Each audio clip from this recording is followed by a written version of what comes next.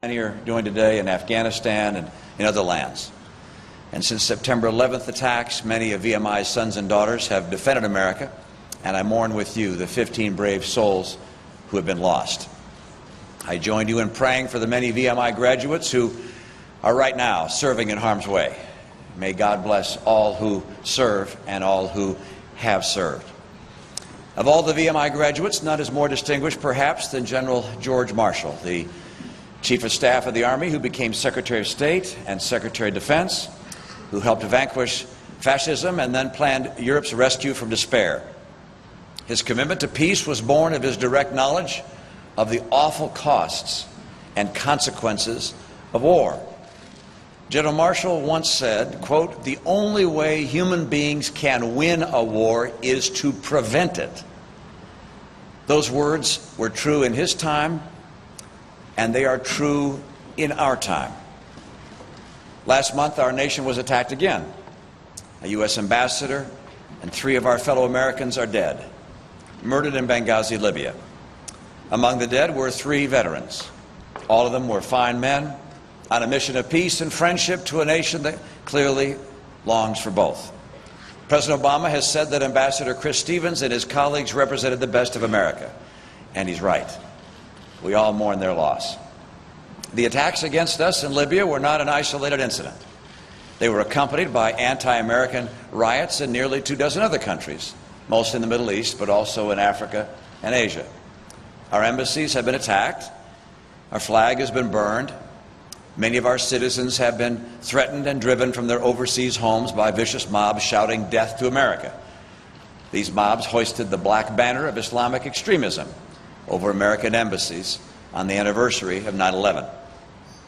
As the dust settles, as the murdered are buried, Americans are asking how this happened, how the threats we face have grown worse, and what this calls on America to do. These are the right questions, and I've come here today to offer a larger perspective on these tragic recent events, and to share with you and to share with all Americans my vision for a freer, more prosperous, and more peaceful world. The attacks on America last month should not be seen as random acts. They're expressions of a larger struggle that is playing out across the broader Middle East, a region that's now in the midst of the most profound upheaval in a century. And the fault lines of this struggle can be seen clearly in Benghazi itself. The attack on our consulate there on September 11, 2012, was likely the work of forces affiliated with those that attacked our homeland on September 11, 2001. This latest assault can't be blamed on a reprehensible video insulting Islam, despite the administration's attempts to convince us of that for so long. No, as the administration has finally conceded, these attacks were the deliberate work of terrorists who use violence to impose their dark ideology on others, especially on women and girls, who are fighting to control much of the Middle East today and who seek to wage perpetual war on the West. We saw all of this in Benghazi last month, but we also saw something else, something hopeful. After the attack on our consulate, tens of thousands of Libyans, most of them young people, held a massive protest in Benghazi against the very extremists who had murdered our people. They waved signs that read, "The ambassador was Libya's friend," and "Libya is sorry." They chanted, "No to militias, no to militias." They marched, unarmed, to the terrorist compound, and then they burned it to the ground. As one Libyan woman said, "We are not going to go from darkness to darkness." This is the struggle that's now shaking the entire Middle East. It's the struggle of millions and millions of people, men and women, young and old, Muslims, Christians, and non-believers, all of whom have had enough of the darkness. It's a struggle for the dignity that comes with freedom and opportunity and the right to live under laws of our own making. It's a struggle that's been unfolded under green banners in the streets of Iran, in the public squares of Tunisia and Egypt and Yemen, and in the fights for liberty in Iraq and Afghanistan and Libya, and now in Syria. In short, it's a struggle between liberty and tyranny, justice and oppression, hope and despair. We've seen this struggle before. It'd be familiar to General George Marshall. In his time, the ashes of World War, another critical part of the world, was torn between democracy and despotism. Fortunately, we had leaders of courage and vision, both Republicans and Democrats, who knew that America had to support friends who shared our values and prevent today's crises from becoming tomorrow's conflicts. Statesmen like Marshall rallied our nation to rise to its responsibilities as the leader of the free world. We helped our friends to build and sustain free societies and free markets. We defended our friends and ourselves from our common enemies. We led. We led. And though the path was long and uncertain, the thought of war in Europe is as inconceivable today as it seemed inevitable in the last century. This is what makes America exceptional. It is not only the character of our country, it is also the record of our accomplishments. America has a proud history of strong, confident, principled global leadership, a history that's been written by patriots of both parties. This is America at its best, and it is the standard by which we measure every president, as well as anyone who wishes to be president. Unfortunately, this president's policies have not been equal to our best examples of world leadership, and nowhere is this more evident than in the Middle East. I want to be very clear. The blame for the murder of our people in Libya and the attacks on our embassies in so many other countries lies solely with those who carried them out, no one else. But it is our responsibility and the responsibility of the president to use America's greatest power to shape history, not to lead from behind, leaving our destiny at the mercy of events. Unfortunately, that's exactly where we find ourselves in the Middle East under President Obama. The relationship between the President of the United States and the Prime Minister of Israel, for example, our closest ally in the region, has suffered great strains. The President explicitly stated that his goal was to put daylight between the United States and Israel, and he succeeded. This is a dangerous situation that has set back the hope of peace in the Middle East and emboldened our mutual adversaries, especially Iran. Iran today has never been closer to a nuclear weapons capability. It has never posed a greater danger to our friends, our allies, and us, and has never acted less deterred by America, as was made clear last year when Iranian agents plotted to assassinate the Saudi ambassador in our nation's capital. And yet when millions of Iranians took to the streets in June 2009, when they demanded freedom from a cruel regime that threatens the world, when they cried out, "Are you with us or are you with them?" the American president was silent. Across the greater Middle East, as the joy born from the downfall of dictators has given way to the painstaking work of building capable security forces and growing economies and developing effective democratic institutions, the president has failed to offer the tangible support that our partners want and need. In Iraq, the costly gains made by our troops are being eroded by rising violence, a resurgent al-Qaeda, the weakening of democracy in Baghdad, and the rising influence of Iran. And yet America's ability to influence events for the better in Iraq has been undermined by the abrupt withdrawal of our entire troop presence. The president's tried. He tried, but he also failed to secure a responsible and gradual drawdown that would have better secured our gains. The president has also failed to lead in Syria, where more than 30,000 men, women, and children have been massacred by the Assad regime over the past 20 months. Violent extremists are flowing into the fight. Our ally Turkey has been attacked, and the conflict threatens stability in the region. America can take pride in the blows that our military and intelligence professionals have inflicted on al-Qaeda in Pakistan and Afghanistan, including the killing of Osama bin Laden. These are real achievements won at a high cost. Al-Qaeda remains a strong force, however, in Yemen and Somalia, in Libya and other parts of North Africa, in Iraq and now in Syria. And other extremists have gained ground across the region. Drones and modern instruments of war are important tools in our fight. but they are no substitute for a national security strategy for the Middle East. The President is fond of saying that the tide of war is receding, and I want to believe him as much as anyone else. But when we look at the Middle East today, with Iran closer than ever to nuclear weapons capability, with the conflict in Syria threatening to destabilize the region, and with violent extremists on the march, and with an American ambassador and 3 others dead, likely at the hands of al-Qaeda affiliates, it's clear that the risk of conflict in the region is higher now than when the President took office. I know the President hopes for a safer, freer, and more prosperous Middle East allied with us. I share this hope. But hope is not a strategy. We can't support our friends and defeat our enemies in the Middle East when our words are not backed up by deeds, when our defense spending is being arbitrarily and deeply cut, when we have no trade agenda to speak of, and the perception of our strategy is not one of partnership, but of passivity. The greater tragedy of it all is that we're missing an historic opportunity to win new friends who share our values in the Middle East. Friends who are fighting for their own futures against the very same violent extremists and evil tyrants and angry mobs who seek to harm us.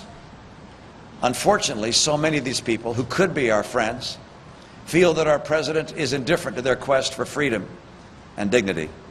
As one Syrian woman put it, we will not forget that you forgot about us. It's time to change course in the Middle East. That course should be organized around these bedrock principles. America must have confidence in our cause, clarity in our purpose, and resolve in our might. No friend of America will question our commitment to support them. No enemy that attacks America will question our resolve to defeat them. And no one anywhere, friend or foe, will doubt America's capability to back up our words. I'll put the leaders of Iran on notice that the United States and our friends and allies will prevent them from acquiring nuclear weapons capability. I will not hesitate to impose new sanctions on Iran, and will tighten the sanctions we currently have. I'll restore the permanent presence of aircraft carrier task forces in both the Eastern Mediterranean and the Gulf. And I'll work with Israel to increase our military assistance and coordination. For the sake of peace, we must make clear to Iran through actions, not just words, that their nuclear pursuit will not be tolerated. I'll reaffirm our historic ties to Israel and our abiding commitment to its security. The world must never see any daylight between our two nations.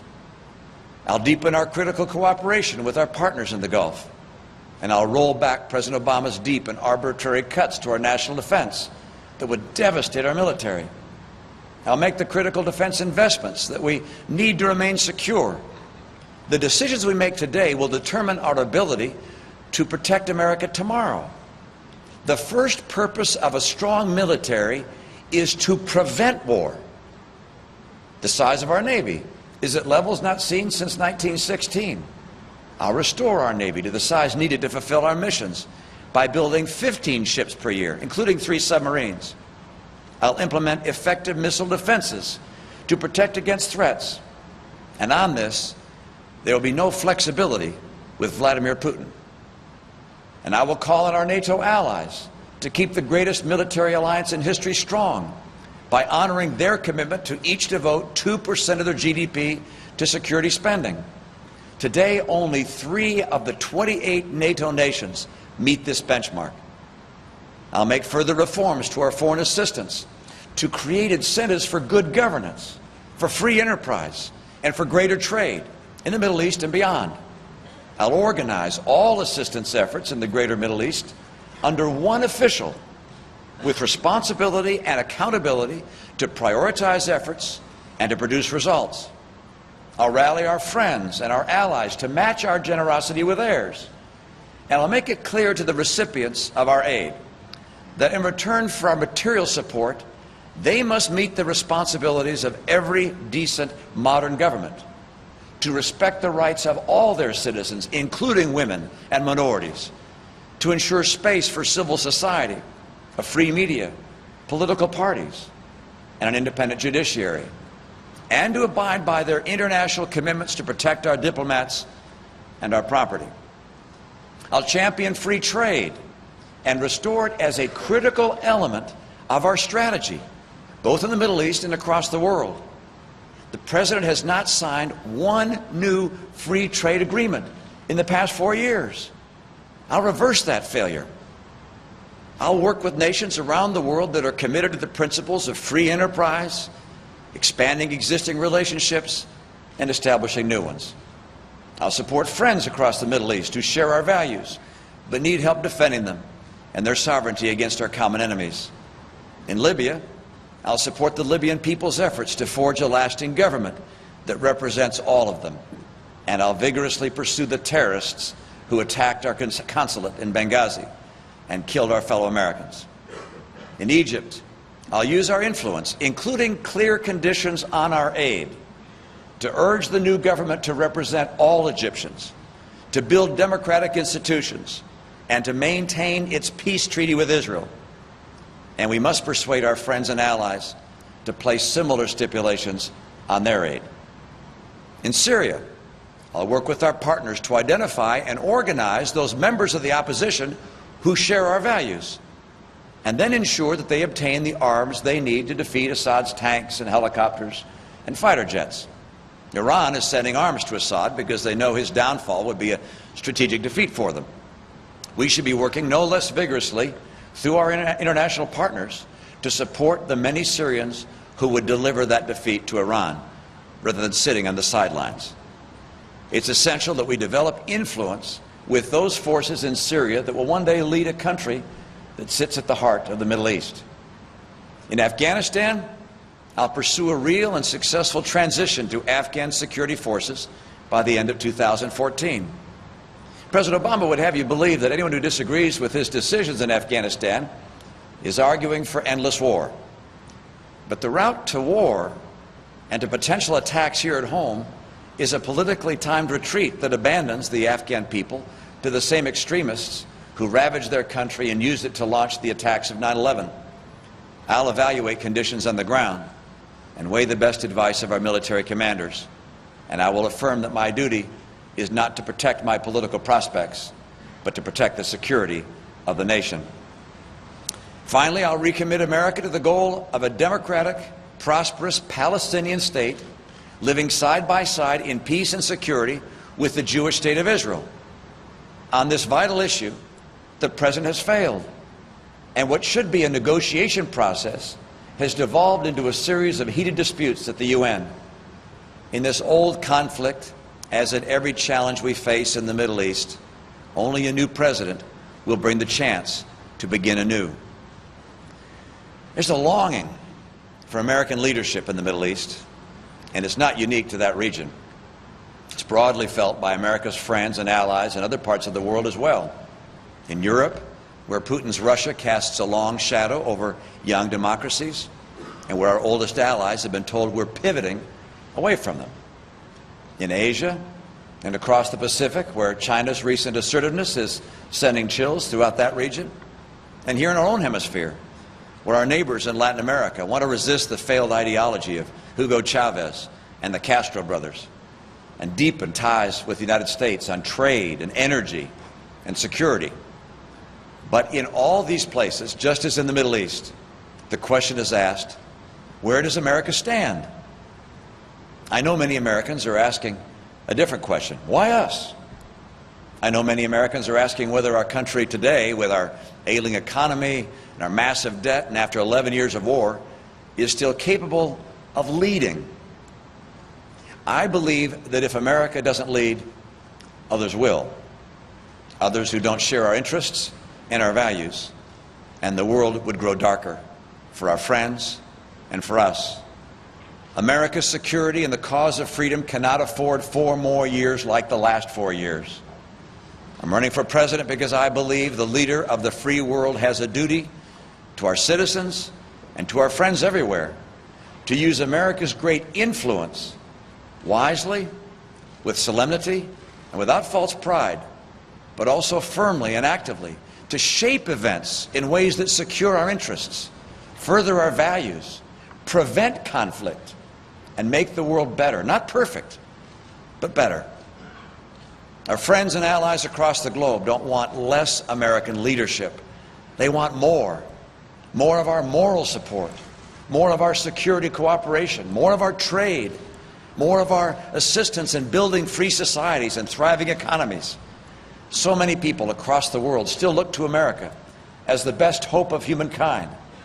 So many people still have faith in America.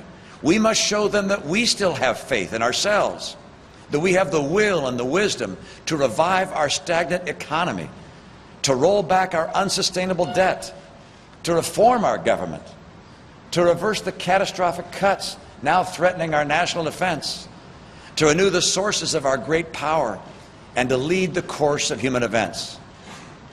Sir Winston Churchill once said of George Marshall, he always fought victoriously against defeatism, discouragement, and disillusion. That's the role our friends want America to play again, and it's the role we must play.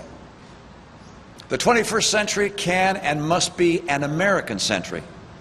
It began with terror and war and economic calamity. It's our duty to steer it onto the path of freedom and peace and prosperity. The torch America carries is one of decency and hope. It's not America's torch alone, but it is America's duty and honor to hold it high enough that all the world can see its light. Thank you so much for your participation in this great charge. God bless you, and God bless the United States of America. Thank you very much.